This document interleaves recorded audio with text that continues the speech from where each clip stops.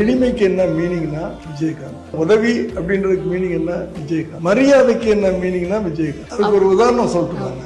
ஊட்டியில ஷூட்டிங் நடக்குன்னு வச்சுங்க, எனக்கு அவரோட வந்து ஒரு 3 படம் ஊட்டியில் வச்சு. அவர் வந்து 5 ஸ்டார் ஹோட்டல் போடுவோம். அவருடைய மேக்கப் மேனு, டச்சப் பையன், அவங்களுக்குலாம் வந்து சாதாரண சின்ன ஹோட்டல் தான் போடுவோம். அது எல்லா ப்ரொடக்ஷன்லையும் உண்டு. இவர் என்ன பண்ணுவார்னா, ஷூட்டிங் முடிஞ்சு 6 மணிக்கு முடியுது அவுட்டோர் ஷூட்டிங் அப்படின்னா, இந்த டச்சப் பையன், டிரைவரு, அந்த செட்டை வேலை செய்வாங்கல்ல, இவங்களே குளிச்சுட்டு ரூமுக்கு வந்துருக்கலாம்.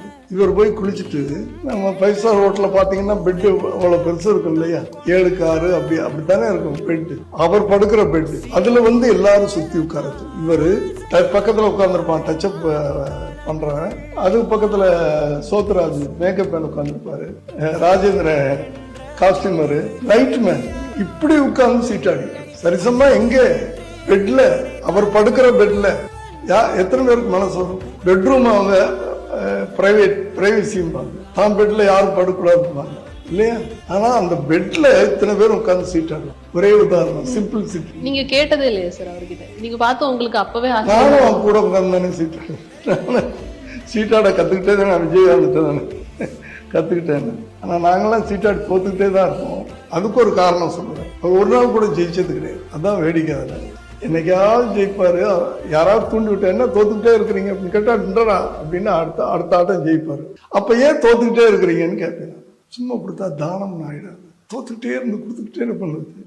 அவன் ஜெயிக்கிறான் அவனுக்கு கொடுக்குறான், அவன் ஜெயிக்கிறான் அவனுக்கு கொடுக்குறான். நன்றிக்கு இன்னொரு சாட்சி என்னன்னா, பெரியண்ணான ஒரு படம். அவற்றை பல காலமாக வந்து டச்சப்புக்கு வந்தார், எஸ்கே சுப்பையான்னு சொல்லிட்டு கேள்விப்பட்டிருப்பீங்க. அப்புறம் டிரைவராக மாறினார், பல காலங்கள் டிரைவராக இருந்து அதுக்கப்புறம் அவர்கிட்ட இருந்து ஏதோ ஒரு மிஸ் அண்டர்ஸ்டாண்டிங்ல நிற்கிறார். ஆனால் நின்ன பிறகு அவனை வந்து ரொம்ப எங்கே பார்த்தாலும் அவன் நல்லா இருக்கணும் பாரு. அவர் போய் விஜய்கிட்ட எனக்கு ஒரு படம் பண்ணி கொடுங்கன்னு. அப்போ ஒரு எஸ்எல்சியை பண்ண சொல்கிறா, எஸ்எல்சி பண்ணால் தான் உனக்கு ஏதாவது லாபம் கிடைக்கும் அப்படின்னு சொல்லிட்டு நானும் எஸ்கே சுப்பையாவும் பார்ட்னராக சேர்ந்து அந்த படம் பண்ணோம். அவனுக்காக பண்ண படம், ஒரு ஹீரோ, அதுக்கும் சம்பளமே வாங்கல. அதுதான் வேடிக்கை. இப்போ நான் வந்து குரு என்கிட்ட சம்பளம் வாங்கலை அப்படின்னு சொல்றது அதுக்கு ஒரு மீனிங்ஃபுல் இருக்கு. அவனுக்கு ஹெல்ப் பண்ணணும்.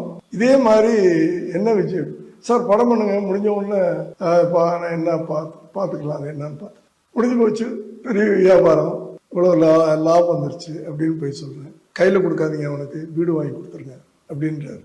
பணத்தை கையில் கொடுக்காதீங்க, அங்கே நம்ம செலவு பண்ணிடுவான், வீடு வாங்கி கொடுத்துருங்க. அந்த அந்த அந்த இதில் கூட தன்ட்ட வேலை செஞ்சவன் நல்லா இருக்கணும். யாருக்கு இந்த மனசுலாம் வரும்? ஒரு தலைவரானதுக்கு அப்புறம் நம்ம கிட்ட இருந்து ரொம்ப டிஸ்டன்ஸ் ஆயிட்டோம் அப்படிங்கிற மாதிரியான ஃபீலிங்லாம் உங்களுக்கு வந்துச்சா?